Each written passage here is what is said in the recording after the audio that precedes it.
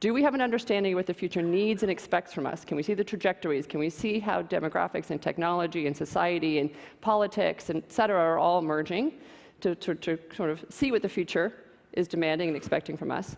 And then what are we each in a unique position to create and contribute to that future? We all have unique experiences, backgrounds, equities, resources, curiosities that we bring to this, and they're all tremendously important to being able to build what we move forward, and in many domains, right? Not just as a professional. People always come to these events so they can get better at whatever they need to do on Monday or Tuesday or the next day, right? We want to get better at mastering the work that we do. But you're also humans that are going through this. You're individually experiencing this. You're also witnessing it potentially as a parent or an uncle or a grandparent or a citizen in your community, right? These are things that are happening to all of us. And increasingly, we're being asked to think about this as a member of society. These questions are no longer constrained just to a small thing of our company or maybe even our neighborhood, but really big, big questions in how we interact with each other, which is part of what makes this shift so daunting. It's not just about speed and scope, but it's scale. Like we just keep getting it bigger and bigger. Mark Twain had a great quote when he said, "You can't trust your judgment if your imagination's out of focus." It is so important that we open our minds to what is possible. As part of this work, we were invited to, with one of those companies that Lori mentioned, to do strategic work, which went out to meet the companies and the communities and the ideas that were creating the future. We built this whole blueprint that showed these are all the strategies that we built our work around in the old economy. These are all the reasons that they no longer exist, and these are the new operating rules of the new economy. And it was sort of like this. I'm going to take you guys through 4 of them very quickly. None of them should be surprising, but when you see them stacked against each other, you start to again see what the future needs and expects from us a bit more clearly. So the first is the disruption mandate, right? So let's just get really simple. This did not exist before 2007, and you think about how it has changed your life. This means this did also not exist before 2007, right? 1 in 10 millennials would rather lose a finger than give up that smartphone, right?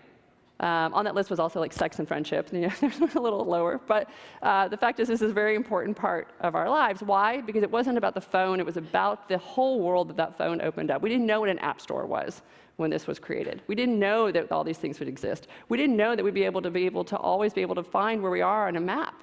Right? Google Maps changed everything. You try to explain to a kid that you used to pull out a piece of paper and orient from D12 to B2 and have to write those directions down. Right? They can't fathom that that is possible. It's not just an easy thing. It was also you are now always in the center of the map. It reoriented us to space and time. So again, and think about, again, all the value that was created from these companies, how many billions of dollars Snap is worth. So mind-boggling to me, right? So imagine, okay, if we just look at that as one example, now I invite you to think about what does the future look like when these technologies continue to advance and converge. Everything from AI to robotics, drones, 3D printing, nanotechnology, virtual reality, augmented reality, mixed reality, spurred on by a 5G network, more sensors in the Internet of Things or everything, huge advances in biotechnology and bioengineering, what I would call crypto coordination, which goes beyond blockchain and distributed web, but it's really this idea about how we use crypto to coordinate differently, changes in machine-human interfaces, and just when you think you might have a handle on some of that, comes along quantum computing that is going to make all of this happen faster. We're ushering what people describe as the 4th industrial age. And if you think about how fundamental it was when we had mechanization and steam power, we went to then assembly lines and mass producing things, the work that was ushered in through a computer and an automated society where we certainly created knowledge workers that didn't exist before, right, to where it is that we're heading now, and we are barely there. At South by Southwest, which is a conference in Austin in March, someone debuted a 3D printed house. Now, at the time, it took 24 hours and $10,000 to build that. They're trying to get down to 10 hours or 12 hours and $4,000 to build this house. And it is a stable little Adobe house. It is really adorable, right? And it is not ephemeral emergency housing. It is really designed to do what? To address the crisis in affordable housing, both in the United States and in emerging countries. So now imagine that you're in the construction industry. Is this great news or scary news, right? If you're in the affordable housing world, it's awesome news. If you're in the sheetrock world, scary news. Now, you guys were probably aware of this, and I did see the stock performance. It went up and then it went down. But the thing that's important about why Kodak issued a crypto coin is not so much about whether or not they were able to hold on to this advantage, but they were trying to solve a really unique problem, which bodes, again, for the future. which is they're trying to figure out a way to be able to watermark a piece of content online, a photo, and be able then to attribute it to a photographer so that photographer can get paid, and that photographer will get paid in what we call a micropayment, or even a nano payment. Really, really, really small transactions. Here's what's happening in the world of AI, right? There's a company called Lemonade that is disrupting the insurance industry in a pretty interesting way. Right now, they're going after a very small part of it, which is the homeowner's insurance part, and they're really working to bring in customers that are underinsured as opposed to stealing it away. But I will tell you, large insurance companies are keeping their eye on this company, because why they're able to do what they do is it's artificial intelligence and chatbots meeting behavioral economics and trying to drive out all inefficiency in the insurance market so that I can get insured in 90 seconds and get a claim in 3 minutes. And at some point, that's going to become even faster. We're going to have an incident on a street, and we're going to have a sensor in a car, and we're going to have a sensor in a light post, and we're going to have information sent immediately, and boom, that's going to get resolved almost in real time. It's also really about a growing appreciation for curiosity. Brian Glazer, who is a movie producer who's worked with Ron Howard, has taken someone outside of his industry to lunch every 2 weeks for 22 years. Right? That is a commitment to curiosity. You can imagine the connections he's able to make, the thoughts he has, his vision of what the future needs and expects, because it's been expanded by these conversations. He wrote a book about it. I've been touting this. I think it's the #1 thing we need to cultivate in our kids. But here's the interesting thing. Last month, the Harvard Business Review corroborated that with their business case for curiosity.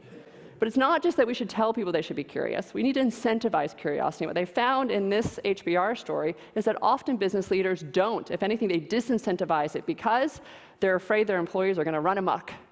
They'll be too curious and things will go crazy. I would argue that's a mindset shift that needs to happen immediately. We need people to be curious. We need people to be imaginative. We need to incentivize curiosity.